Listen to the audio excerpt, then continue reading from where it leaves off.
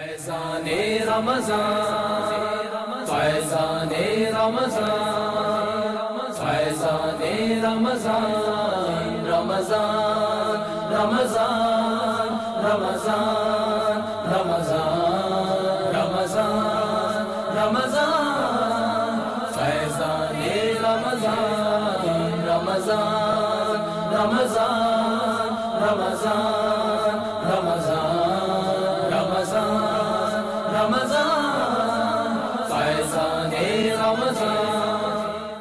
ماہ سیام کے دل فریب، دل شگفتہ شب و روز، ہر گزرتے لمحے میں عبادتوں اور ذکر و اذکار کی حلاوتوں کو پا لینے کی تمنا۔ جو خوشا لمحات گزر گئے، ماہ مبارک کا وہ دن جو ہم سے جدا ہو گیا، اے کاش انہی گزرے لمحوں میں ہونے والی نیکیاں پھر سے میسر آ جائیں تو کیا ہی بات ہے۔ الحمدللہ عز و جل تبلیغ قرآن و سنت کی عالمگیر غیر سیاسی تحریک دعوت اسلامی کے زیر انتظام مدنی چینل اس سال 1434 ہجری کے رمضان المبارک کی لائیو اور ریکارڈڈ ٹرانسمیشن کو روزانہ ریپیٹ ٹرانسمیشن نشر مقرر کے طور پر بنام رمضان کی پرکیف یادیں پیش کرنے کی سعادت حاصل کر رہا ہے، جس میں آپ ملاحظہ کریں گے دعوت اسلامی کے تحت ہونے والے تربیتی اعتکاف میں امیر اہل سنت دامت برکاتہم العالیہ کا معتکفین عاشقان رسول کی تربیت کرنا، معتکفین اسلامی بھائیوں کا امیر اہل سنت دامت برکاتہم العالیہ کی مبارک صحبت میں سحری و افطاری کی سعادت حاصل کرنا، امیر اہل سنت دامت برکاتہم العالیہ کا بعد نماز ظہر اور بعد از تراویح روزانہ 2 مرتبہ مدنی مذاکرہ، قرب افطار، اللہ عز و جل کی بارگاہ میں مناجات کا سلسلہ اور دیگر مہکے سنتوں بھرے سلسلے۔ آئیے دیکھتے ہیں رمضان کی پرکیف یادیں۔ الحمدللہ عز و جل دن 12 بجے حمد باری تعالی نعت رسول مقبول صلی اللہ تعالی علیہ وآلہ وسلم سے نشریات کا آغاز ہوا۔ بعد نماز جمعہ تلاوت کلام پاک کو ہدیہ نعت کے بعد شیخ طریقت امیر اہل سنت حضرت علامہ مولانا ابو بلال محمد الیاس عطار قادری رضوی ضیائی دامت برکاتہم العالیہ کا عوام الناس کے لیے رشد و ہدایت پر مبنی مدنی ملفوظات سے سجا مدنی مذاکرہ ہوا۔ اس کے چند مناظر دیکھتے ہیں۔ الحمدللہ آج 1434 ہجری کے ماہ رمضان المبارک کا 23واں روزہ اور شاید جمعۃ الوداع ہم ادا کر چکے۔ مدنی مذاکرے کا سلسلہ ہے۔ السلام علیکم ورحمۃ اللہ وبرکاتہ۔ وعلیکم السلام ورحمۃ اللہ وبرکاتہ۔ باپا میرا نام محمد عدنان اتاری، باب المدینہ کراچی سے۔ باپا آپ کی بارگاہ میں ایک سوال ہے، گانے کا شعر جو اکثر گایا اور سنا جاتا ہے۔ نہ خوف کھاؤ نہ سر جھکاؤ، اٹھو کہ ظلمت بلا نہیں ہے، خدا زمین سے گیا نہیں ہے۔ باپا یہ ایک فلمی شعر ہے، اس کے بارے میں رہنمائی فرما دیں۔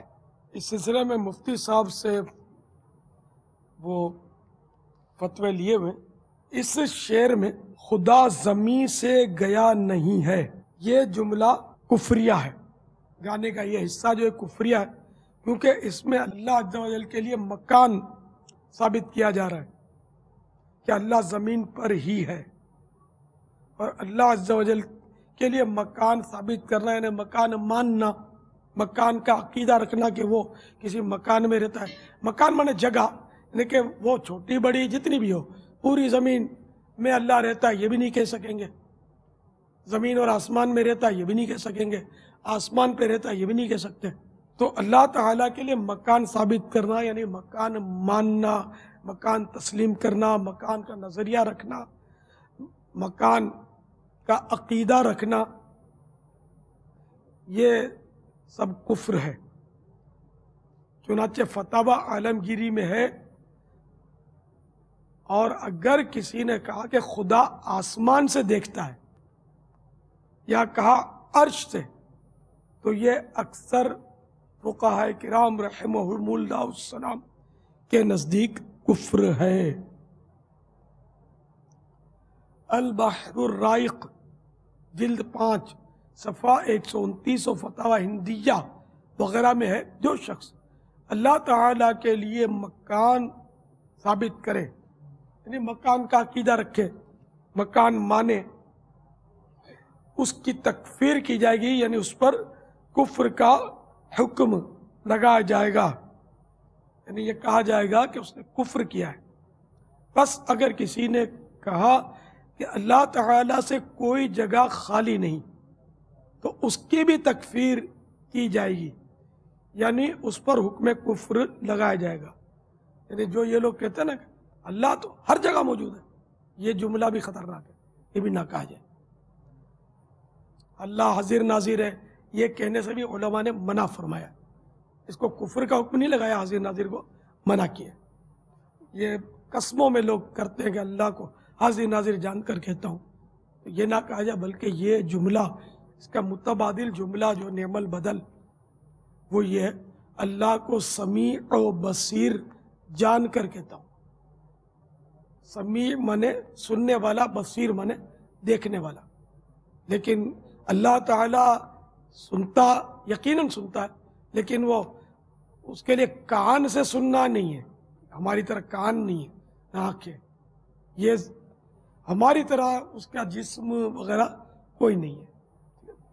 یہ اس کی تفصیلات معلوم کرنے کے لیے آپ کو کفریہ کلمات کے بارے میں سوال جواب یہ کتاب پڑھنی چاہیے۔ فتاوی قاضی خان میں یہ بات کفر ہے کیونکہ اللہ تعالیٰ مکان سے پاک ہے، یعنی مکان والا اللہ تعالیٰ کو مکان میں رہنے والا نہیں مان سکتے۔ اب یہ خدا زمین سے گیا نہیں ہے کہ ایک تعویل یہ بیان کی گئی۔ اگر یہ مراد ہو کہ اللہ تعالیٰ قادر مطلق کی حکومت ابھی دنیا پر یعنی زمین پر بھی قائم ہے، یہ حکومت ابھی ختم نہیں ہوئی، تو پھر یہ جملہ اگرچہ کفر نہیں ہے لیکن ایسے مہم یعنی وہم پیدا کرنے والے جملے بولنا شرعاً جائز نہیں، جیسا کہ خاتم المحققین حضرت علامہ ابن عابدین شامی قدس سرہ السامی لکھتے ہیں، محض معنی محال کا وہم بھی جس جملے سے ظاہر ہو اس کے بولنے سے منع کرنے کے لیے کافی ہوتا ہے، اگرچہ اسے صحیح معنی پر محمول کیا جا سکے۔ یہی کہ جس کو جملے سے وہم ہو کہ یہ کفر ہے تو اس سے بھی بچنا ضروری ہے، چاہے اس کے صحیح معنی نکلتے بھی ہوں تب بھی بچنا ضروری ہے۔ تو جو اللہ تعالیٰ کے لیے یہ کہا جس نے کہ اللہ زمین سے گیا نہیں ہے، اس کو اسلام سے خارج نہیں مانا جائے گا، کیونکہ اس کی کیا نیت ہے یہ ظاہر نہیں ہے ابھی۔ تو یہ لزوم کفر اس کو بولتے ہیں کہ وہ جملہ تو کفریہ ہے، اور اگر اس نے یہ اللہ تعالیٰ کے لیے مکان مانا تب تو وہ اس پر حکم کفر تو ہے۔ کئی فقہاء کرام رحمہم اللہ السلام کے نزدیک وہ کافر ہو گیا، لہذا اس کو نئے سرے سے ایمان لانا ہوگا، تجدید ایمان کرنا ہوگا، کلمہ پڑھنا ہوگا۔ نکاح اگر اس نے کیا ہوا ہے تو نکاح اس کا دوبارہ اس نے کرنا ہوگا۔ لیکن یہ ذہن میں رکھیے کہ جب لزوم کفر ہوتا ہے تو انسان مسلمان مرتد نہیں ہو جاتا، اسلام سے نکل نہیں جاتا، اس کے جو اعمال ہیں وہ برباد نہیں ہوتے۔ یہ لزوم کفر میں یہ بات ہے۔ اور التزام کفر کی بھی ایک اصطلاح ہے جس سے کسی ضرورت دینی کا انکار نکلے، جس کی بات سے یا قول سے یا فعل سے، تو وہ پھر اسلام سے خارج ہو جاتا ہے، نکاح اس کا ٹوٹ جاتا ہے۔ لزوم کفر سے نکاح ٹوٹتا نہیں ہے، لیکن واجب ہے کہ نئے سرے سے نکاح کرے اور نئے سرے سے اسلام لائے، قبول کرے، تجدید ایمان جس کو بولتے ہیں، اپنا ایمان رینیو کرے، نکاح بھی رینیو کرے۔ اس کے بعد پیش کیا گیا سلسلہ آئیے دعا یاد کریں۔ آج جو دعا ہم نے یاد کرنی ہے وہ بڑی زبردست دعا ہے کہ جب کوئی شخص نماز فجر اور نماز مغرب کے بعد ہر روز 3 بار یہ دعا پڑھ لے اور اول آخر 3 بار درود شریف پڑھے، یہ دعا سفر و حضر، چاہے سفر میں ہو چاہے گھر پر ہو، اگر یہ صبح و شام پڑھے تو زہریلی چیزوں سے محفوظ رہیں گے۔ تو زہریلے کھانے پینے سے بھی اللہ نے چاہا محفوظ ہو جائیں گے، زہریلے جانوروں سے بھی محفوظ ہو جائیں گے۔ تو صبح و شام یہ دعا پڑھنی ہے، توجہ کے ساتھ، کانشیس کے ساتھ، چونکہ آج ہمارے ساتھ بیرون ملک کے اسلامی بھائی بھی ہیں، پاکستان کے مختلف شہروں سے آئے ہوئے اسلامی بھائی بھی ہیں، سب مل کے انشاءاللہ توجہ سے دعا یاد کریں گے۔ آپ نے بھی یاد کرنی ہے، مدنی چینل کے ناظرین بھی ساتھ مل کر دہراتے جائیں، اللہ نے چاہا وہ گھر بیٹھے بھی یہ دعا یاد کر سکتے ہیں۔ پہلے میں یہ دعا پڑھتا ہوں، توجہ سے سن لیں، پھر ہم دہرانا شروع کر لیں گے۔ اعوذ بکلمات اللہ التامات من شر ما خلق، اس کا ترجمہ ہے اللہ عز و جل کے پورے اور کامل کلمات کے ساتھ مخلوق کے شر سے پناہ لیتا ہوں۔ تو اللہ کے ناموں سے، اللہ کے کلمات سے مخلوق کے شر سے پناہ مانگنے کی یہ دعا ہے، توجہ رکھیے گا، مل کر پڑھیے گا۔ اعوذ بکلمات اللہ، اعوذ بکلمات اللہ تاماتی، تام کہتے ہیں کامل، اکمل اور تمام، تو اعوذ بکلمات اللہ التاماتی، اعوذ بکلمات اللہ التاماتی، اعوذ بکلمات اللہ التاماتی من شر ما خلق، اللہ تعالیٰ سے کس کی پناہ مانگ رہے ہیں؟ شر والی مخلوق سے۔ اگر یہ ترجمہ یاد ہوگا دعا جلدی یاد ہو جائے گی۔ من شر ما خلق، من شر ما خلق، من شر ما خلق۔ ہمارے افریقہ کے اسلامی بھائی بھی سنائیں گے انشاءاللہ۔ From which country are your name? I'm from Mount Katongore, Farouk from Uganda. From Uganda, okay. East Africa. East Africa سے آئے ہیں. Please recite this dua. A'udhu bi kalimatillahi tammati min sharri ma khalaq. کہیے سبحان اللہ۔ دیکھیں دعوت اسلامی کا مدنی ماحول، سندھ سے بھی آئے ہیں، ہند سے بھی آئے ہیں، پنجاب سے بھی آئے ہیں، افریقہ سے بھی آئے ہیں۔ الحمدللہ سنت کی بہار آئی ہے فیضان مدینہ میں۔ اور ماشاءاللہ افریقہ کے اسلامی بھائی یہ بھی ماشاءاللہ افریقہ سے آئے ہیں، ذرا کھڑے ہو جائیں، ہمارے ناظرین کو بھی دکھا دیں۔ Can you stand up please? ماشاءاللہ دیکھیں ان کا رنگ بلالی ہے، یہ ہماری زبان نہیں جانتے مگر سر پر امامہ ہے۔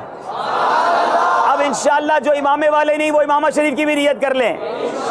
اس کے بعد شیخ طریقت امیر اہل سنت دامت برکاتہم العالیہ کے ہمراہ سسکیوں اور ہچکیوں کے ساتھ اللہ عز و جل کو راضی کرنے کی صحیح سلسلہ مناجات افطار کا انعقاد ہوا۔ میرے آقا صلی اللہ تعالی علیہ وآلہ وسلم کا فرمان ہے، اونٹ کی طرح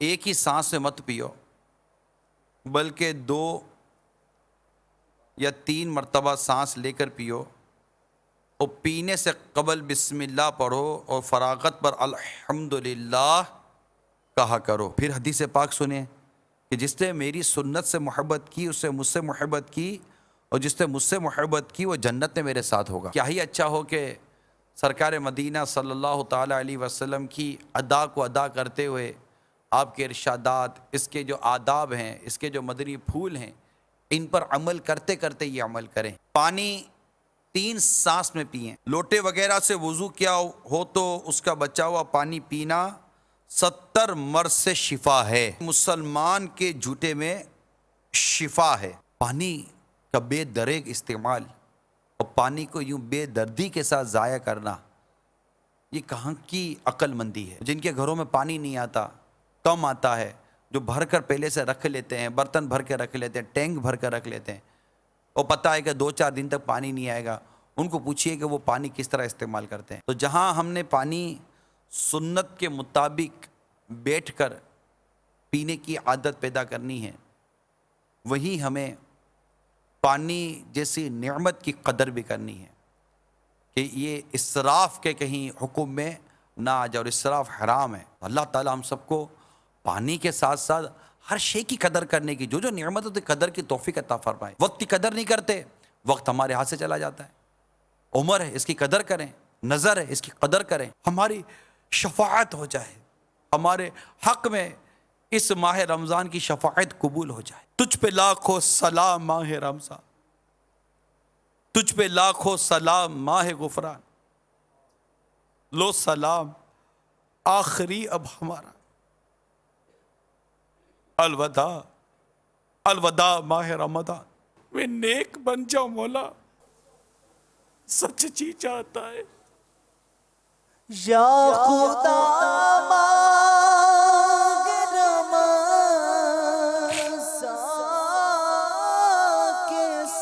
سکے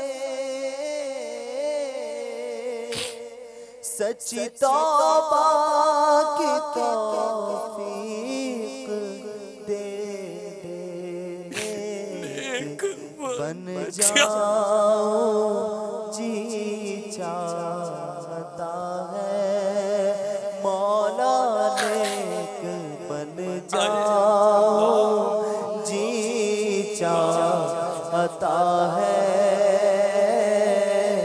یا خدا تجھ سے میری دعا ہے یا خدا تجھ سے میری دعا ہے نعرے دوزخ سے مجھ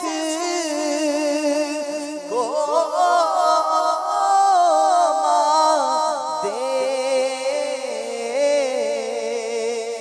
بہر حسنین باغ جنا دے کر دے رحمت میری التجا ہے مولا کر دے رحمت میری التجا ہے مولا اب تو رمضان بھی جا رہا ہے اس کے صدقے کر دے رحمت میری التجا ہے یا خدا تجھ سے میری دعا ہے۔ اذان مغرب کے بعد مبلغ دعوت اسلامی مفتی محمد قاسم عطاری مدہ ذلہ العالی کا سلسلہ قرآنی صورتوں کا تعارف پیش کیا گیا۔ قرآن پاک کی 39 نمبر صورت ہے سورۃ الزمر۔ زمر الزامر کی جمع ہے اور زامر کا مطلب ہے گروہ۔ اس سورہ مبارکہ میں مختلف گروہوں کا تذکرہ ہے۔ جہنمیوں کے گروہوں کا تذکرہ ہے جنہیں جہنم کی طرف ہانکا جائے گا، تو اس مناسبت سے اس کا نام سورۃ الزمر ہے۔ یہ سورت مکہ مکرمہ میں نازل ہوئی، اس میں 75 آیتیں اور 8 رکوع ہیں۔ اس سورہ مبارکہ کی ابتدا قرآن پاک کے نزول کے بیان سے ہے۔ اس کے بعد اللہ تعالیٰ نے اپنی شان تخلیق کو بیان فرمایا، اس کے بعد پھر انسان کی مختلف حالتوں کو بیان کیا کہ جب انسان کو کوئی تکلیف پہنچتی ہے تو وہ اپنے رب کی طرف رجوع کرتے ہوئے جھکتے ہوئے اس سے دعا کرتا ہے، اور جب اللہ تعالیٰ اسے اپنے پاس سے کوئی نعمت دے دے، یعنی تکلیف دور ہو جائے اور اسے نعمت مل جائے، تو پھر وہ اللہ تعالیٰ کو بھول جاتا ہے اور اللہ تعالیٰ کے شریک ٹھہرانے لگتا ہے، یعنی جو مشرکوں کی کیفیت ہے۔ اس کے بعد اللہ تعالیٰ نے نیک لوگوں کا تذکرہ فرمایا کہ یہ جو جن کا ابھی بیان ہوا کہ جو مشکل میں تو خدا کو پکاریں لیکن خوشی کے وقت میں اللہ تعالیٰ کو بھول جائیں اور شرک کے اندر پڑ جائیں، کیا یہ لوگ اور یہ جن کا بیان آگے آ رہا ہے یہ برابر ہو سکتے ہیں؟ اب وہ دوسرے کون سے ہیں؟ وہ ہیں جو رات کی گھڑیوں میں اللہ تعالیٰ کی بارگاہ میں سجدہ کرتے ہوئے اور قیام کرتے ہوئے رات گزارتے ہیں، آخرت سے ڈرتے ہیں، اللہ کی رحمت کی امید رکھتے ہیں۔ تو کیا یہ دونوں برابر ہو سکتے ہیں؟ یعنی جو ہر حال میں خدا کو یاد رکھنے والا ہے وہ دوسرا شخص کہ جو مشکل میں تو خدا کو یاد کرتا ہے لیکن خوشی کے وقت میں بھول جاتا ہے، کیا یہ دونوں برابر ہیں؟ یہ ہرگز برابر نہیں ہو سکتے۔ اس کے بعد فرمایا کہ جو اچھے عمل کرنے والے ہیں، بھلائی کرنے والے ہیں، ان کے لیے دنیا کی زندگی میں بھی بھلائی ہے، اور جو صبر کرنے والے ہیں ان کی فضیلت بیان فرمائی کہ صبر کرنے والوں کو بے حساب اجر دیا جائے گا۔ صبر والوں کی یہ ایک عظیم فضیلت ہے۔ اس کے بعد اللہ تعالیٰ نے نبی پاک صلی اللہ علیہ وآلہ وسلم سے فرمایا کہ آپ فرما دیں کہ مجھے یہ حکم ہے کہ میں خالصتاً اللہ کی عبادت کروں، اس کی فرما برداری کروں، اور میں اپنے رب کی نافرمانی کروں تو مجھے بڑے دن کے عذاب کا ڈر ہے، اور اللہ ہی کی میں عبادت کرتا ہوں اس کا بندہ ہو کر۔ تو جو میں کرتا ہوں اسی کا میں تمہیں بھی کہتا ہوں کہ تم بھی اللہ تعالیٰ کی عبادت کرو، اور اگر اس کے علاوہ تم عبادت کرنا چاہو تو پھر جسے بھی چاہتے ہو عبادت کر کے دیکھ لو، اس کا انجام اچھا نہیں ہوگا۔ اور اس کا انجام کیا ہوگا وہ اللہ تعالیٰ نے بیان فرمایا کہ اس کا انجام بڑا خوفناک ہے، کہ جہنم میں آگ کے پہاڑ ہوں گے، اور وہ آگ کے پہاڑ ان کے اوپر اور ان کے نیچے بھی وہی آگ کے پہاڑ ہوں گے۔ تو اللہ تعالیٰ فرماتا ہے کہ ذالک یخوف اللہ بہ عبادہ یا عبادی فاتقون، یہ ہے جس سے اللہ تعالیٰ اپنے بندوں کو ڈراتا ہے، تو اے میرے بندو مجھ سے ڈرو۔ اس کے بعد اللہ تعالیٰ جنتیوں کا تذکرہ کرتا ہے کہ جو بتوں کی پوجا سے بچتے ہیں، اللہ کی طرف رجوع لاتے ہیں، ان کے لیے بشارت۔ تو میرے بندوں کو خوشخبری سنا دو، وہ بندے کہ جو بات سنتے ہیں اور پھر اچھی بات کی پیروی کرتے ہیں، یہ وہ ہیں جنہیں اللہ نے ہدایت دی، اور یہ عقل والے لوگ ہیں۔ ان کا صلہ کیا ہے، ان کا بدلہ کیا ہے؟ تو جہنمیوں کے بارے میں تو فرمایا تھا کہ ان کے اوپر اور ان کے نیچے آگ کے پہاڑ ہوں گے۔ جنتیوں کے بارے میں فرمایا کہ ان کے لیے بالا خانے ہیں، اور بالا خاناؤں کے اوپر بالا خانے ہیں، یعنی جیسے ڈبل سٹوری ٹرپل سٹوری مکانات یا محلات ہوتے ہیں، جنتیوں کے لیے وہ ہیں۔ اس کے بعد فرمایا کہ اللہ تعالیٰ جس کے سینے کو اسلام کے لیے کھول دیتا ہے وہ اپنے رب کی طرف سے نور پر ہوتا ہے۔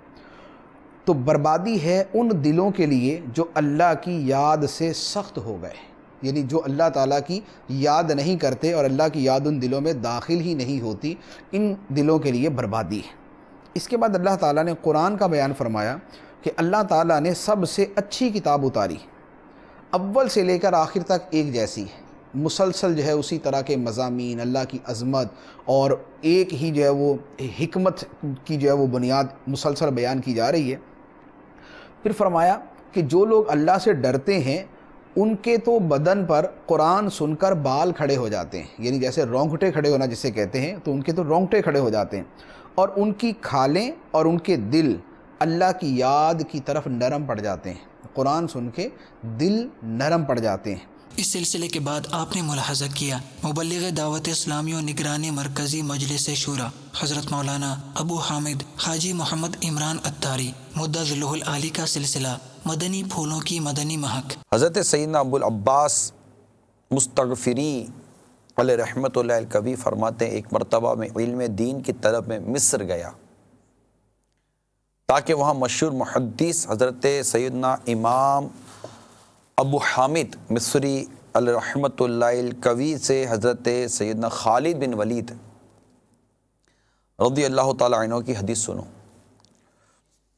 جب وہاں پہنچا تو انہوں نے فرمایا پہلے 1 سال روزے رکھو پھر حدیث سناؤں گا۔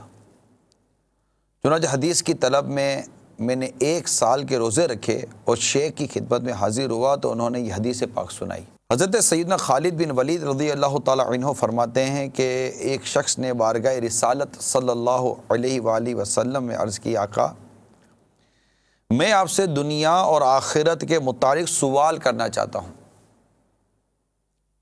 رحمت عالم نور مجسم صلی اللہ تعالی علیہ وسلم نے فرمایا جو پوچھنا چاہتے ہو پوچھو۔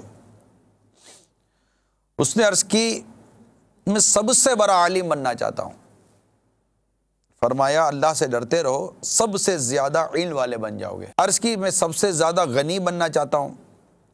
فرمایا قناعت اختیار کرو سب سے زیادہ غنی بن جاؤ گے۔ عرض کی سب سے بہتر بننا چاہتا ہوں۔ فرمایا لوگوں میں سب سے بہتر وہ ہے جو لوگوں کو نفع پہنچاتا ہو، لہٰذا تم لوگوں کو نفع پہنچانے والے بن جاؤ۔ عرض کی سب سے زیادہ عدل کرنے والا بننا چاہتا ہوں۔ فرمایا لوگوں کے لیے بھی وہی پسند کرو جو اپنے لیے پسند کرتے ہو، سب سے بڑے عادل بن جاؤ گے۔ اللہ تعالیٰ کا خاص بندہ بننا چاہتا ہوں۔ فرمایا اللہ کا کثرت سے ذکر کرو اس کے خاص بندے بن جاؤ گے۔ عرض کی میں محسنین میں شامل ہونا چاہتا ہوں۔ فرمایا اللہ تعالیٰ کی اس طرح عبادت کرو گویا کہ تم اسے دیکھ رہے ہو۔ عرض کی میں چاہتا ہوں میرا ایمان کامل ہو جائے۔ فرمایا اپنے اخلاق اچھے کر لو تمہارا ایمان کامل ہو جائے گا۔ عرض کی میں اللہ تعالیٰ کے فرما برداروں میں ہونا چاہتا ہوں۔ فرمایا اللہ تعالیٰ کے فرائض ادا کرو، اس کے فرما بردار بندوں میں شامل ہو جاؤ گے۔ عرض کی میں گناہوں سے پاک و صاف ہو کر اللہ تعالیٰ سے ملنا چاہتا ہوں۔ فرمایا پاک ہونے کے لیے جنابت سے غسل کیا کرو، قیامت کے روز اللہ سے اس حال میں ملو گے کہ تم پر کوئی گناہ نہ ہوگا۔ عرض کی چاہتا ہوں کہ بروز قیامت مجھے نور عطا کیا جائے۔ فرمایا کبھی بھی کسی پر ظلم نہ کرنا، قیامت کے روز تمہارا حشر نور میں ہوگا۔ عرض کی میں چاہتا ہوں میرا رب مجھ پر رحم کرے۔ فرمایا اپنے آپ پر رحم کرو اور مخلوق خدا پر رحم کرو، خالق کے کائنات تم پر رحم فرمائے گا۔ عرض کی میں اپنے گناہوں میں کمی چاہتا ہوں۔ فرمایا اللہ تعالیٰ سے مغفرت طلب کیا کرو، تمہارے گناہ کم ہو جائیں گے۔ عرض کی میں لوگوں میں معزز ترین بندہ بننا چاہتا ہوں۔ فرمایا مخلوق کی شکایت نہ کیا کرو، لوگوں میں معزز ہو جاؤ گے۔ عرض کی میں اپنے رزق میں وسعت چاہتا ہوں۔ فرمایا طہارت پر ہمیشگی اختیار کرو، تمہارے رزق میں وسعت کر دی جائے گی۔ عرض کی میں اللہ تعالیٰ اور اس کے رسول کا محبوب بننا چاہتا ہوں۔ فرمایا جس سے اللہ تعالیٰ اور اس کا رسول محبوب رکھتے ہیں تم بھی اسے محبوب رکھو۔ عرض کی میں غضب الہی سے محفوظ رہنا چاہتا ہوں۔ فرمایا کسی پہ غصہ نہ کیا کرو۔ عرض کی چاہتا ہوں کہ بروز قیامت مجھے سر عام رسوا نہ کیا جائے۔ فرمایا اپنی شرمگاہ کی حفاظت کرو تاکہ بروز قیامت تمہیں سب کے سامنے رسوا نہ کیا جائے۔ عرض کی میں چاہتا ہوں کہ اللہ تعالیٰ میرے عیوب پر پردہ ڈالے رکھے۔ فرمایا اپنے بھائیوں کے عیبوں کی پردہ پوشی کیا کرو، اللہ تعالیٰ تمہاری عیب پوشی فرمائے گا۔ کون سی چیز میری خطاؤں کو مٹا دے گی؟ فرمایا آنسو، خضوع اور امراض۔ عرض کی کون سی نیکی اللہ تعالیٰ کے ہیں افضل ہے؟ فرمایا حسن اخلاق، تواضع، آزمائش کے وقت صبر اور رضا بالقضاء۔ عرض کی سب سے بڑی برائی کون سی ہے؟ فرمایا بد خلقی اور بخل۔ عرض کی کون سی چیز اللہ کے غضب کو مٹاتی ہے؟ فرمایا چھپا کر صدقہ دینا اور صلہ رحمی کرنا۔ کون سی چیز جہنم کی آگ کو بجھاتی ہے؟ فرمایا روزہ دوزخ کی آگ کو بجھاتا ہے۔ سبحان اللہ۔ فیضان ریاض الصالحین اس کے صفحہ نمبر پیج نمبر 593 593 سے اس حدیث پاک کو نقل کیا گیا۔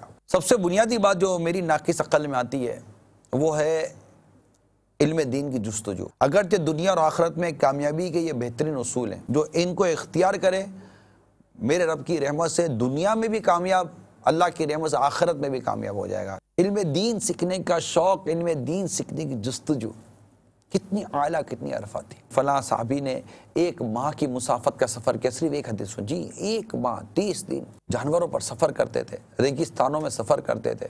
کیا اس وقت سفر ہوتا ہوگا؟ 1 ماہ کا سفر صرف اور صرف ایک حدیث سننے کے لیے۔ حضرت سیدنا جابر بن عبداللہ رضی اللہ تعالیٰ عنہ کہتے ہیں کہ مجھے ایک حدیث کے بارے میں پتہ چلا کہ فلاں صحابی نے رسول اللہ صلی اللہ علیہ وسلم سے سنی ہے۔ اسی وقت میں نے اونٹ خریدا اور صحابی کی تلاش میں چل پڑا۔ 1 مہینے کی دوڑ دھوپ کے بعد معلوم ہوا کہ وہ صحابی ملک شام میں موجود ہیں اور عبداللہ بن انیس انصاری ان کا نام ہے۔ میں شام پہنچا اور گھر میں خبر بھیجی کہ جابر آپ کی چوکھٹ پہ کھڑا ہے۔ خادم نے لوٹ کر کہا میرے آقا پوچھتے ہیں کہ کیا آپ جابر بن عبداللہ ہیں رضی اللہ تعالیٰ عنہ؟ میں نے کہا ہاں، مجھے کو جابر بن عبداللہ کہتے ہیں رضی اللہ تعالیٰ عنہ۔ یہ سنتے ہی عبداللہ بن انیس باہر نکل آئے اور مجھ سے معانقہ کیا۔ میں نے کہا سنا ہے کہ آپ کے پاس مظالم کے بارے میں ایک حدیث موجود ہے جو میں نے رسول اللہ صلی اللہ علیہ وسلم سے نہیں سنی۔ حضرت ابو ایوب انصاری رضی اللہ تعالیٰ عنہ نے مدینے سے مصر کا سفر محض اس لیے اختیار کیا کہ حضرت عقبہ بن عامر رضی اللہ تعالیٰ عنہ سے ایک حدیث سنے، اور یہ حدیث بھی کیا تھی کہ جس کسی نے مومن کی ایک برائی ڈھکی قیامت کے روز اللہ تعالیٰ اس کی پردہ پوشی فرمائے گا۔ کس قدر ہمارے اسلاف اور ہمارے بزرگان دین حدیث پاک کے سیکھنے کے لیے، اس کے حصول کے لیے مشقتیں اٹھاتے تھے۔ آج یہ شوق، یہ ذوق نہیں ہے۔ اب دیکھ لیجئے جہاں دینی علوم سکھائے جاتے ہیں وہاں پر کتنے داخلے ہیں۔ بدقسمتی ہے کہ آج اس طرف توجہ نہیں ہے۔ ہمارے بچے کو سینٹنسز بڑے یاد ہیں، حدیثیں یاد نہیں، بڑے بڑے واقعات یاد ہیں، نہیں ہیں تو معجزات یاد نہیں ہیں، بزرگوں کے واقعات یاد نہیں۔ مسجد کی آباد کاری یہ امام، یہ علماء، یہ مؤذنین، ان کی اہمیت کو سمجھیے۔ شادی ہوتی ہے تو ہم کسی مولانا کو ڈھونڈتے ہیں، اذان دینی ہوتی ہے تو ہاسپٹل کے سب سے بہترین سرجن کو کوئی بھی نہیں بلاتا کہ بہترین سرجن جو اس ہاسپٹل کا سب سے اچھا سرجن ہے وہ آئے اور میرے بچے کے کان میں اذان دے۔ نہیں، آپ کو کوئی عاشق رسول یاد آتا ہوگا۔ اللہ ہم کو اس فیلڈ میں لے کر آئے، اللہ تعالیٰ ہمیں مذہبی وضاقتہ والا بنائے، سنتوں کا پیکر بنائے، چلتا پھرتا سچا پکا عاشق رسول بنائے رب کریم ہم کو۔ لیکن اس پر غور کیجیے، میری مدنی التجا ہے، اب تو رمضان بھی جا رہا ہے، ایک بچہ عالم بنا دیجیے، ایک بچہ، کم از کم ایک بچہ عالم دین بنائیے، علم دین کا پیکر بنائیے۔ جامعۃ المدینہ کے داخلے شروع ہیں، جامعۃ المدینہ میں داخلہ دلوا دیجیے، اسلامی بہنوں کے جامعات لگیں، وہ عالمہ کورس کریں تاکہ ہمارا معاشرہ علم دین کے نور سے پر نور ہو سکے، خوف خدا پیدا ہوگا، عشق رسول پیدا ہوگا، حب صحابہ کی زبردست نعمت اور بڑھے گی۔ آپ کا بچہ جو مفتی بنے گا، حافظ قرآن ہوگا اور قرآن کے حلال کو حلال اور حرام کو حرام سمجھنے والا ہوگا، اس وقت آپ کی اپنی خوشی کی کیا عالم ہوگا۔ نیت المؤمن خیر من عملہ، مسلمان کی نیت اس کے عمل سے بہتر ہے، نیت انسان کو جنت میں داخل کرے گی۔ نگاہ نیچے کیے، توجہ کے ساتھ حسب حال اچھی اچھی نیتیں کرتے جائیے۔ کھانے کے بعد کا وضو کروں گا، عبادت پر قوت حاصل کرنے کے لیے کھاؤں گا پیوں گا، خواہش سے کم کھاؤں گا۔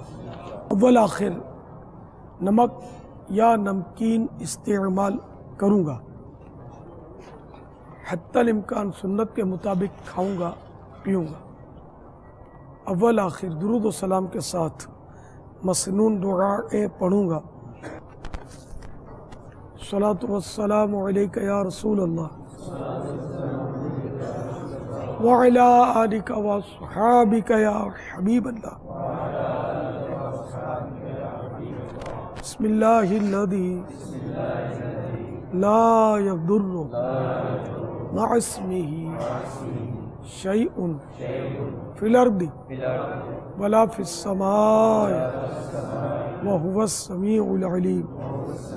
بسم اللہ وعلا برکت اللہ، الصلاۃ والسلام علیک یا نبی اللہ وعلا آلک واصحابک یا نور اللہ۔ کھاتے ہیں تیرے در کا، پیتے ہیں تیرے در کا، کھاتے ہیں تیرے در کا، پیتے ہیں تیرے در کا، پانی ہے تیرا پانی، دانا ہے تیرا دانا، پانی ہے تیرا پانی، دانا ہے تیرا دانا، پانی ہے تیرا پانی، دانا ہے تیرا دانا۔ تو شمع رسالت ہے، عالم تیرا پروانہ، تو شمع رسالت ہے، عالم تیرا پروانہ، تو ماہ نبوت ہے، اے جلوائے جانانا۔ الصلاۃ والسلام علیک یا رسول اللہ وعلی آلک واصحابک یا حبیب اللہ۔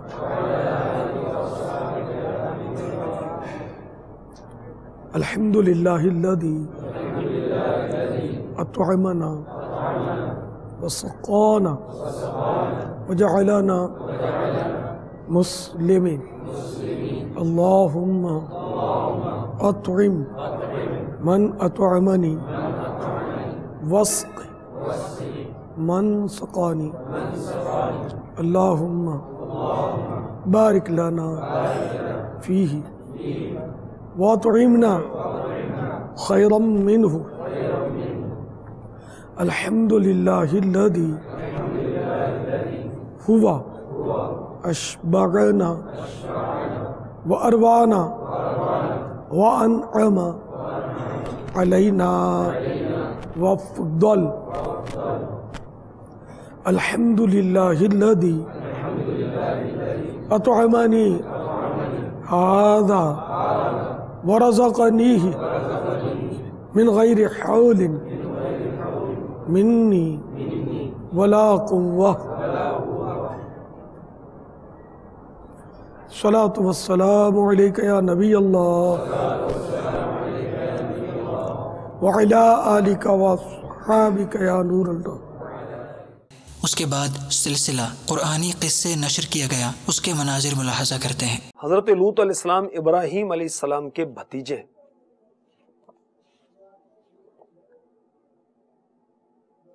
شہر صدوم کی طرف آپ نبی ہوئے اور حضرت ابراہیم خلیل اللہ علیہ نبی جینا علیہ السلام کی دعا کی برکت سے آپ کو نبوت عطا ہوئی. شہر صدوم کی بستیاں آباد اور نہایت سر سبز و شاداب تھی. 5 بستیوں میں سب سے بڑی بستی تھی. کل آبادی 4 لاکھ کی تھی. طرح طرح کے اناج، قسم قسم کے پھل، میوے یعنی فروٹس، پھل بکثرت تھے. شہر کی خوشحالی. لوگ مہمان بن کر آبادیوں میں آیا کرتے اور شہر کے لوگوں کو ان مہمانوں کی مہمان نوازی کا بار اٹھانا پڑتا. اس لیے اس شہر کے لوگ مہمانوں کی آمد سے بہت تنگ ہوئے. تو مہمانوں کو روکنے اور بھگانے کی صورت انہوں نے شیطان لعین کے مشورے سے یہ کی کہ جب تمہاری بستی میں کوئی مہمان آئے تو زبردستی اس کے ساتھ گندا کام کرو. اور سب سے پہلے معاذ اللہ شیطان اس کا مفعول بنا. حضرت سیدنا لوط علی نبی جینا علیہ السلام نے ان لوگوں کو اس گندے کام سے منع کیا اور آپ نے نصیحت فرمائی، جسے پارہ 8 سورہ اعراف آیت نمبر 80 اور 81 میں بیان کیا گیا. چنانچہ ارشاد ہوتا ہے اذ قال لقومه اتأتون الفاحشة ما سبقكم بها من احد من العالمين انکم لتأتون الرجال شہوة من دون النساء بل انتم قوم مسرفون. ترجمہ کنز الایمان. جب اس نے اپنی قوم سے کہا کیا وہ بے حیائی کرتے ہو جو تم سے پہلے جہان میں کسی نے نہ کی؟ تم تو مردوں کے پاس شہوت سے جاتے ہو عورتیں چھوڑ کر، بلکہ تم لوگ حد سے گزر گئے. حضرت سیدنا لوط علیہ نبی جینا علیہ السلام کے اس بیان کو سن کر قوم نے نہایت بے باکی اور بے حیائی کے ساتھ کیا کہا؟ قرآن کی زبانی سنیے. اور اس کی قوم کا کچھ جواب نہ تھا مگر یہی کہنا کہ ان کو اپنی بستی سے نکال دو، یہ لوگ تو پاکیزگی چاہتے ہیں. جب قوم لوط کی سرکشی اور خصلت بد فعلی قابل ہدایت نہ رہی تو اللہ تبارک و تعالیٰ کا عذاب آیا. قوم لوط کی تباہ کاریاں جو امیر اہل سنت کا رسالہ ہے، اس میں لکھا ہے کہ سید الملائکہ جبریل امین علیہ السلام چند فرشتوں کے ہمراہ امرد حسین یعنی خوبصورت لڑکوں کی صورت میں مہمان بن کر حضرت سیدنا لوط علی نبی جینا علیہ السلام کے پاس پہنچے.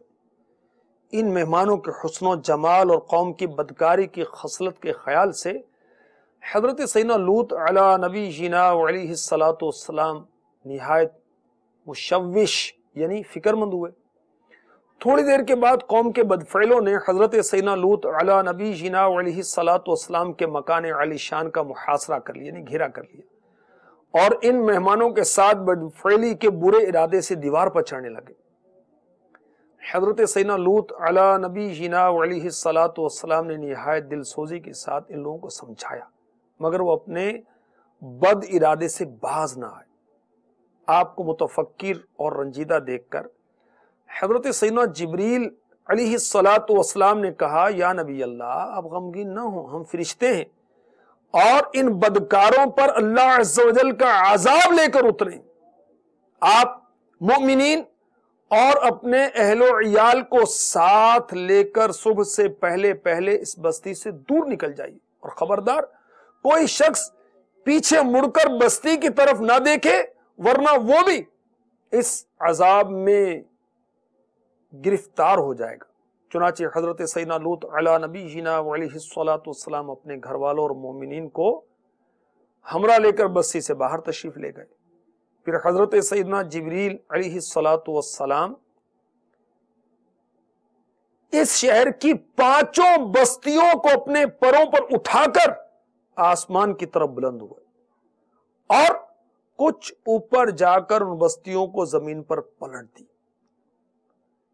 پھر ان پر اس زور سے پتھروں کا می برسا کہ قوم لوط کی لاشوں کے بھی پرخچے اڑ گئے. پھر آپ نے ملاحظہ کیا شیخ طریقت امیر اہل سنت حضرت علامہ مولانا ابو بلال محمد الیاس عطار قادری رضوی ضیائی دامت برکاتہم العالیہ کا علم و حکمت سے مزین مدنی مذاکرہ. الحمدللہ باپا آپ نے جو ذہن دیا کہ الحمدللہ عز و جل دینی کتب کی قرآن پاک کی کس طرح سے تعظیم کرنی چاہیے. آپ کے رسائل کے ماشاءاللہ دنیا کی مختلف زبانوں میں ترجمے ہوتے ہیں. اس میں بے شمار زبانیں ہیں، کم و بیش 34 کے قریب زبانیں ہیں. کہ یہ جو زبانیں ہیں یہ دنیا کے مختلف ملکوں میں بولی جاتی ہیں، لیکن ان ملکوں میں دینی کتب کا یا دینی مواد کے ادب کا اتنا ذہن نہیں ملتا. آپ کی بارگاہ میں عرض ہے کہ ہمیں یہ مدنی پھول بھی ارشاد فرمائیں کہ وہاں کے اسلامی بھائی بھی اب الحمدللہ یہ مدنی مذاکرہ ملاحظہ فرما رہے ہوں گے، تو ان کے لیے بھی یہ مدنی پھول ارشاد فرمائیں کہ جس طرح ہم یہاں پہ اردو میں یا عربی میں جو تعظیم کرتے ہیں تو کیا اور دیگر زبانوں میں جو ٹرانسلیشن ہوتی ہے تو کیا ان کو بھی اتنی ہی تعظیم اور ان کی بھی اتنی ہی جو ہے تعظیم کی جائے.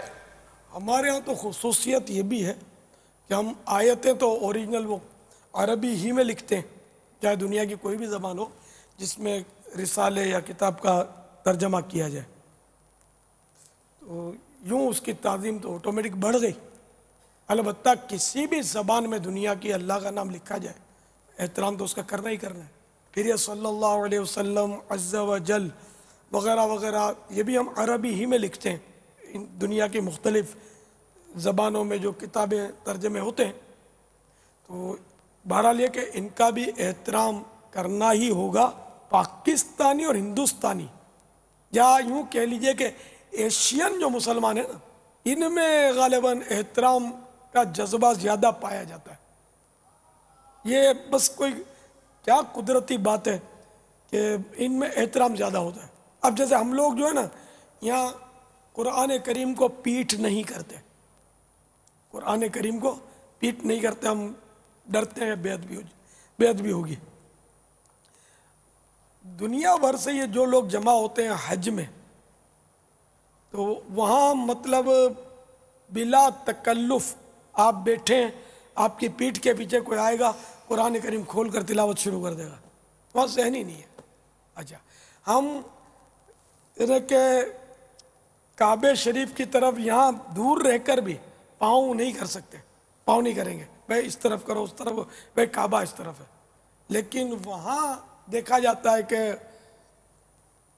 باقاعدہ مطلب ہے کہ پاؤں لمبے کر کے کعبے کی طرف یوں بیٹھے ہوتے، لیٹ بھی جاتے. اچھا اب یہ بھی نہیں، یعنی یہ ضروری نہیں کہ یہ کوئی یعنی کہ گستاخ ہے یا بد مذہب ہے، ایسا بھی نہیں، یعنی ان کو پتہ ہی نہیں ہوتا. یعنی یہ اس لیے کہ یہ تجربے کی بات ہے. عام طور پہ آدمی بولے گا کہ یار یہ تو گستاخ رسول ہے، اس کو پتہ ہی نہیں ہوتا گستاخ رسول کیا ہوتا ہے. پھر بالکل ادھر ادھر کے انگڑھ قسم کے حاجی آئے ہوتے ہیں جو بیچارے تو یوں کرتے ہیں.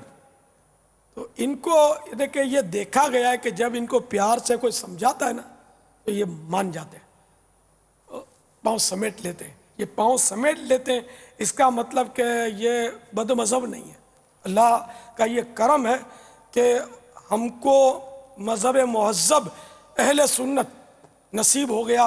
میرے آقا اعلی حضرت کا دامن آ گیا ہاتھ میں، اور انہوں نے ہمارے ہاتھوں میں دامن مصطفیٰ صلی اللہ تعالی علیہ وآلہ وسلم کس طرح تھامنا یہ بتا دیا.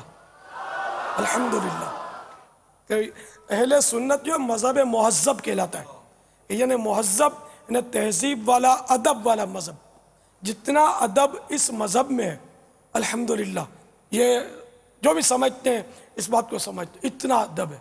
پاکستانی اور ہندوستان والوں میں ادب کیوں زیادہ ہے کہ وہ سرکار نامدار مدینہ کے تاجدار صلی اللہ تعالی علیہ وآلہ وسلم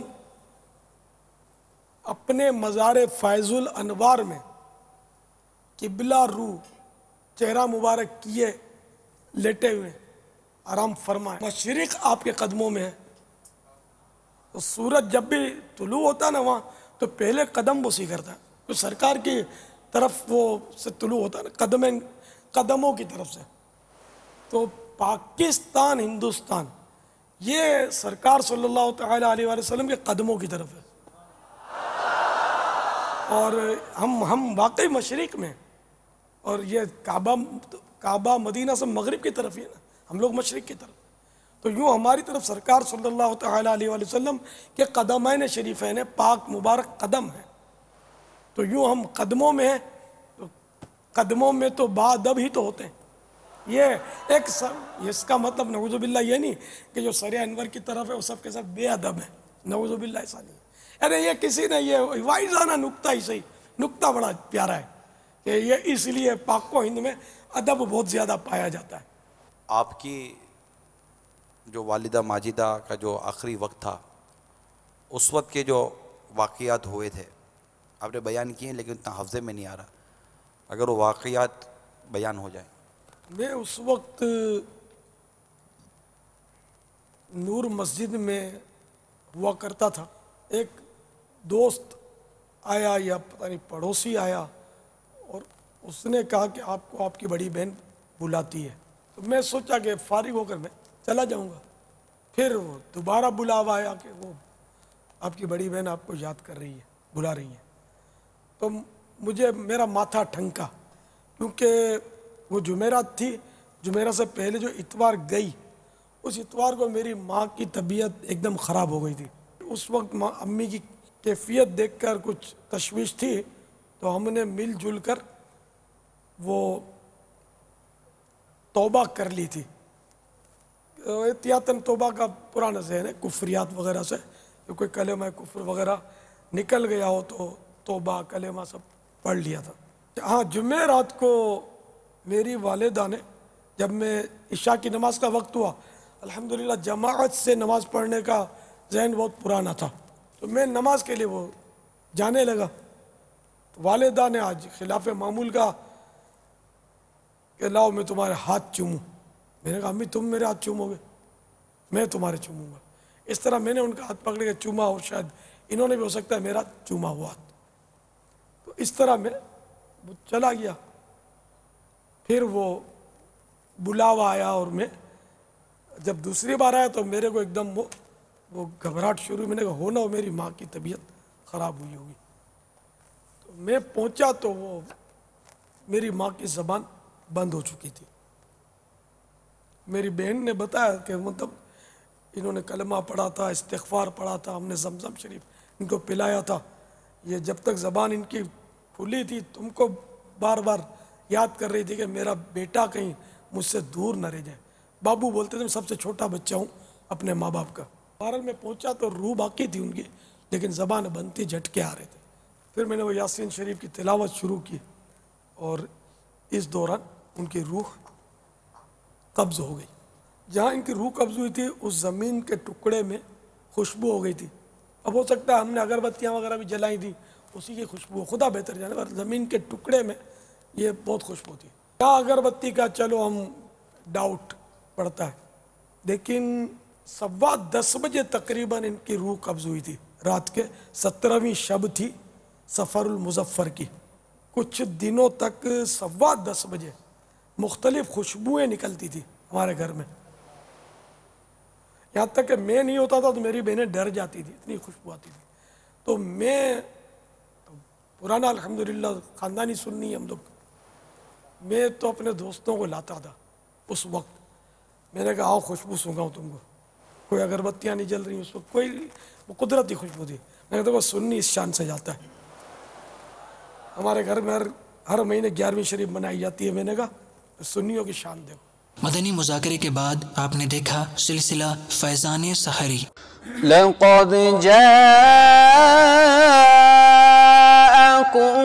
رسول من أنفسكم عزيز عليه ما عنتم حريص عليكم من أنفسكم عزيز عليه ما عنتم حريص عليكم بالمؤمنين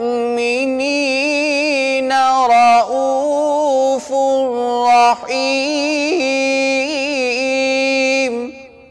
تم ذات خدا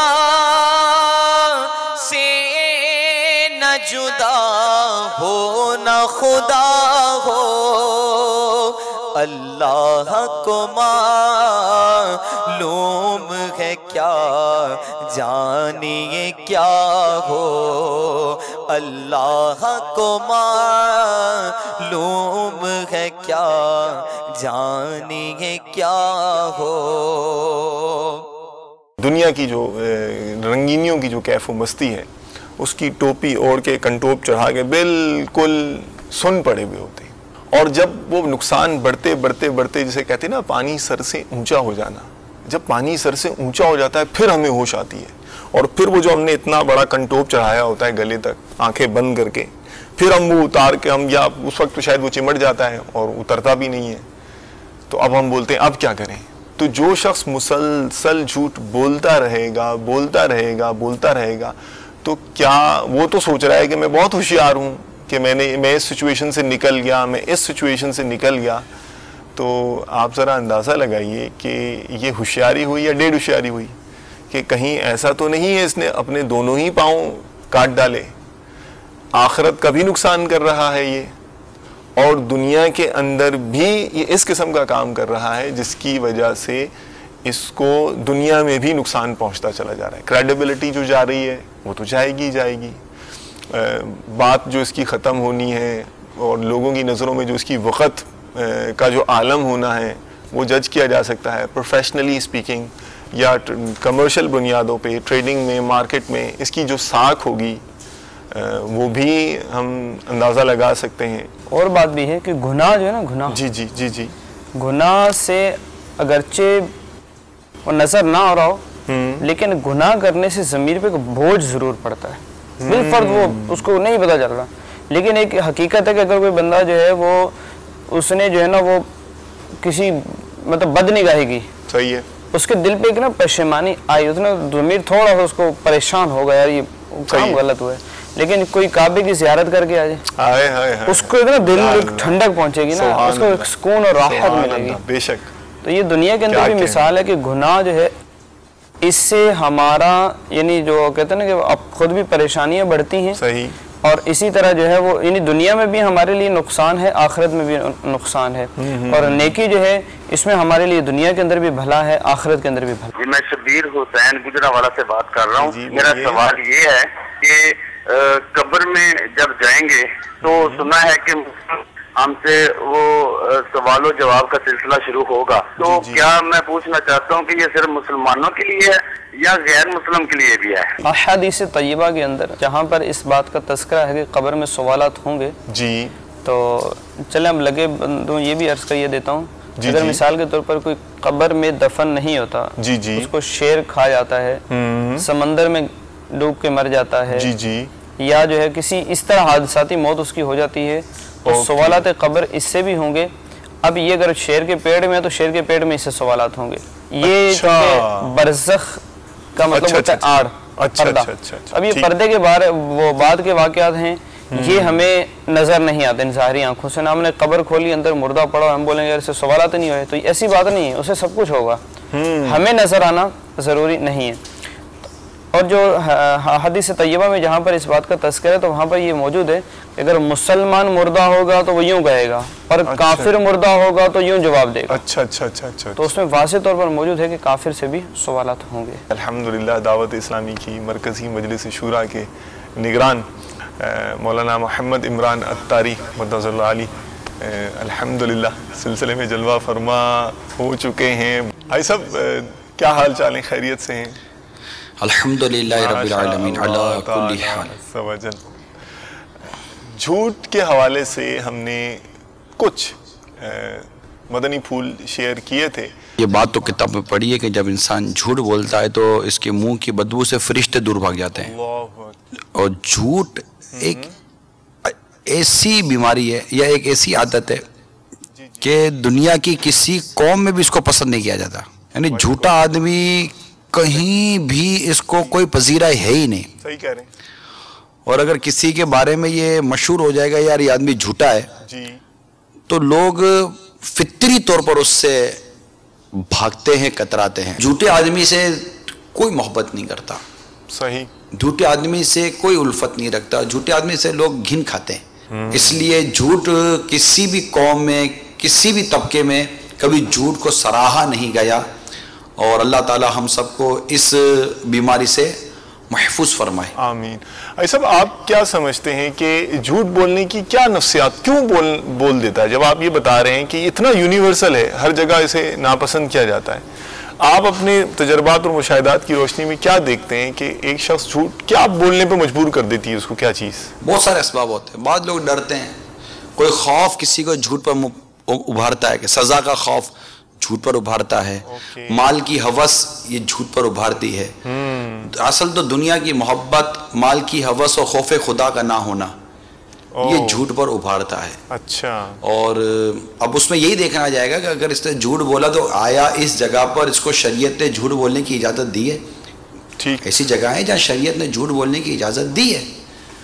اگر وہ شریعت کے مطابق بات کر رہا ہے تو ٹھیک ہے, اگر شریعت سے ہٹ کر بات کر رہا ہے تو گرفت ہوگی. یہاں بھی بعض لوگوں کو کنفیوژن ہوتی ہے کہ یہ کیا بات ہوئی, یہی سمجھانا چاہ رہا ہوں. آپ کیوں کہتے ہو یہ کیا بات ہوئی؟ آپ کو نالج کتنی ہے؟ صحیح. آپ بولو یار ہمارے لیے نئی بات ہے, تو آپ کے لیے نئی بات کا ہونا اس بات کی ضرورت, اس بات کی دلیل تو نہیں ہے نا کہ جو بات کی جا رہی ہے وہ بات ہی غلط تھی. ٹھیک ہے. آپ کے لیے نئی بات ہے تو آپ کے لیے شرم کی بات ہے کہ آپ کے لیے اتنی بنیادی بات نئی بات ہے. ایگزیکٹلی. ہم نے کبھی اسکول, کالج اور یونیورسٹی میں یہ باتیں پڑھی تھوڑی تھی. یہ جہاں باتیں پڑھائی اور سکھائی جاتی ہیں اس کا رخ ہی ہم نے نہیں کیا. لہذا اپنی نفسیاتی یا اپنے طور پر کسی چیز کو سوچ کر اس کے بارے میں رائے قائم کر لینے کے بجائے شرعی اصولوں کو سامنے رکھ کر رائے قائم کرنی چاہیے, تاکہ ہم کسی مسلمان کے بارے میں بدگمان نہ ہوں اور اس پر تہمت نہ لگائیں. تو یہ ہوئی نا بات کہ اب وہ رہا جھوٹ جو آپ نے کہا. اول تو یہ کہ وہ جھوٹ کی متعلق دیکھا جائے گا. صحیح ہے. پھر یہ کہ جان بچانے کے لیے, مال بکوانے کے لیے, جیسے حدیث پاک میں آتا ہے کہ جھوٹ بولنے سے مال بک تو جاتا ہے مگر اس سے برکت چھین لی جاتی ہے. اچھا. تو یوں جھوٹ کی مذمت حدیث مبارکہ میں آتی ہے. اور جھوٹ جو ہے نا, تفاسیر میں لکھا ہے کہ جھوٹ یہ کافروں کی صفت ہے. اچھا. کہ انہوں نے خدا کو جھٹلایا ہے. اللہ اکبر. یہ مسلمان کے لیے بہت بڑی بات ہے کہ ایک ایسی صفت جو کافروں کی ہے, یہ کافروں کا وصف ہے, جس سے بعض وصف منافقین کے ہوتے ہیں. جی جی. اور حدیثوں میں بیان کیے گئے. تو مسلمان کو چاہیے کہ ان اوصاف سے بچے. یعنی منافقین کے وصف میں یہ بھی ہے کہ جب بات کرتا ہے تو جھوٹ بولتا ہے. اللہ اکبر. اللہ اکبر. تو ہمیں بچنا چاہیے. اللہ تعالی ہمیں سچ اور صرف سچ بولنے والا بنائے. آمین. کہ انسان جھوٹ بولتا ہے یہاں تک کہ اللہ تعالیٰ کے حضور جھوٹا لکھ دیا جاتا ہے. اللہ اکبر. اور انسان سچ بولتا ہے یہاں تک کہ اللہ تعالیٰ کے حضور یہ سچا لکھ دیا جاتا ہے. ماشاءاللہ. میرا نام محمد آصف اتاری ہے, باب المدینہ کراچی سے عرض کر رہا ہوں. میری نگران شورا کی بارگاہ میں یہ سوال ہے کہ اکثر یہ ہوتا ہے کہ دل گھبرا رہا ہوتا ہے اور بس ایسا لگتا ہے ابھی کچھ ہو جائے گا یا ہونے والا ہے. تو کیا یہ بھی بلڈ پریشر کی علامتوں میں سے ہے؟ जज़ाक अल्लाहु खैर। बाज़ औक़ात ऐसी कैफियत किसी डर और खौफ की वजह से भी हो रही होती है। अब आपको मतलब पता है कि लॉस हो गया, पैसे मांगने वाला कोई आएगा तो घबराहट ही होगा ना यार। इसी तरह मतलब कि वो माल लेकर दुकान पर रख दिया, रेट नीचे आ गया तो घबराहट ही होगा, इलाके में टेंशन हो जाता है। और आजकल तो भत्ता खोरो, पर्ची देने वालों का अजीब व गरीब दौर चल रहा है। अल्लाह ताला इससे नजात नसीब फरमाए। किसी घर पर पर्ची आ जाए कि तुम्हारे बच्चे को उठा कर ले जाएंगे, हमको इतने दे दो, अल्लाह इन जालिमों को हिदायत अता फरमाए, तो ज़ाहिर है कि अब उसको तो घबराहट ही होगा ना कि यार ये घबराहट हो गया। अब एक तो ये घबराहट होती है, अब क्या ये घबराहट से ब्लड प्रेशर का कोई मेडिकली तौर पर कोई असर होता है नहीं होता, इस पर हम इंशाल्लाह लेते हैं राय। आप ये कह सकते हैं घबराहट कुछ खुद ऐसा नहीं है कि ब्लड प्रेशर की अलामत हो, लेकिन क्या होता है जैसे आप घबराहट या कोई परेशानी या एकदम से आपको कोई खौफ आता है तो उसको लड़ने के लिए अल्लाह ताला हमारे जिस्म से जो है कुछ रतूबतें निकालते हैं। कुव्वत मुदाफ़त जिसको हम कहते हैं, जिसको हम कहते हैं कि कुव्वत मुदाफ़त लड़ने की ताकत होती है स्ट्रेस में। तो उसमें ये होता है कि उसमें हमारे जिस्म से एड्रेनलिन होती है, एक सब्सटेंस होता है, वो फौरी रिलीज होता है, फ़ौरन हमारे दिल की धड़कन को और हमारे दिल की पंपिंग पावर है उसको बढ़ाता है। और मैंने आपको पहले ही कहा कि जो ब्लड प्रेशर होता है वो डिपेंड करता है दिल की पंप की स्ट्रेंथ पे, ये कितनी फोर्सफुली पंप करता है।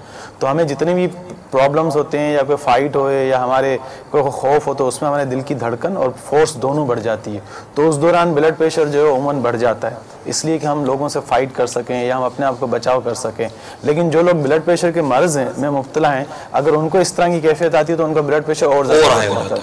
तो उसमें ब्रेन हेमरेज भी इस तरह, जी ब्रेन हेमरेज भी हो सकता है, उनको हार्ट फेलियर भी हो सकता है। लेकिन एज सच जो है ये घबराहट जो है उसकी बहुत सारी वजूहात हैं। फिर पेश किया गया सिलसिला ब्लेसिंग्स ऑफ रमज़ान।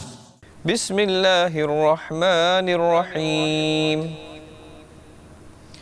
वमा लना ला नु'मिनु बिल्लाहि वमा जाअना मिनल हक़्क़ि व नतमअु अन युदखिलना रब्बुना मअल क़ौमिस सालिहीन। फ़असाबहुमुल्लाहु बिमा क़ालू जन्नातिन तजरी मिन तहतिहल अनहारु ख़ालिदीन फ़ीहा وَذَلِكَ جَزَاءُ الْمُحْسِنِينَ. And what has happened to us that we should not have faith in Allah and in the truth that has been revealed to us, when we are eager that our Lord would admit us with the righteous people. So Allah will reward them for such admission and give them gardens beneath which rivers flow, and they will abide therein forever. And that is the reward for the doers of good. जिधर देखूं मदीने का हरम हो करम ऐसा शहंशाहे उमम हो करम ऐसा Rizq halal is the sustenance which you earn lawfully, without stealing it, without deceiving anyone or taking it by force or using any unlawful or un-Islamic mean, and earning your sustenance. So when you use Islamic methods, you use a way or a method which is sanctioned by Sharia. That is rizq halal. How is it considered an ibadah? Because we know that for somebody to earn lawfully, this is a need. He has to do this. He has to earn lawful so he can buy food, he can sustain himself and his family. And secondly, in the Tirad, can one say that I'm unemployed, I can't find a work, so I have to engage in illegal activities like stealing in order to survive, in order for my family to survive as well? There's a hadith mubarakah in Tabarani and in At-Targhib wa Tarheeb. Hazrat Ka'b bin Ajza radiyallahu ta'ala reports that once a man passed by Rasulullah sallallahu alaihi wasallam and Sahaba Ikram, and Sahaba Ikram ridwanullahi ta'ala alayhim ajma'in saw this man, that he is working hard to earn rizq, to earn his sustenance, and he is very passionate. He is fully dedicated to do this work. So Sahaba Ikram said, Ya Rasulullah, if this struggle and this passion was in the path of Allah Azza wa Jal, how nice it was. So Rasulullah sallallahu alaihi wasallam replied that if he is striving to support his children, to support his family, this is also counted in the path of Allah. Subhanallah. Subhanallah. And if he is working hard and striving, and if he is so passionate and dedicated towards his work to earn sustenance, to earn money, to look after his elderly parents, then too he is in the path of Allah Azza wa Jal. And if he is striving for his own self to earn halal rizq, and his purpose is that he would not spread his hand in front of others, or he would not beg, وہ بھیک نہیں مانگے گا, this effort is also in the path of Allah Azza wa Jalla. اور آخر میں پیش کیا گیا رمضان المبارک کی مناسبت سے عربی اور اردو زبان میں سلسلہ فیضان رمضان. پیارے و محترم اسلامی بھائیوں اور مدنی چینل کے ناظرین، سلسلہ فیضان رمضان عربی زبان کے ساتھ نفحات رمضان میں حاضر ہیں، اور شیخ طریقت امیر اہل سنت دامت برکاتہم العالیہ کی مایہ ناز تالیف فیضان رمضان سے مدنی پھول بڑھانے کا سلسلہ ہے.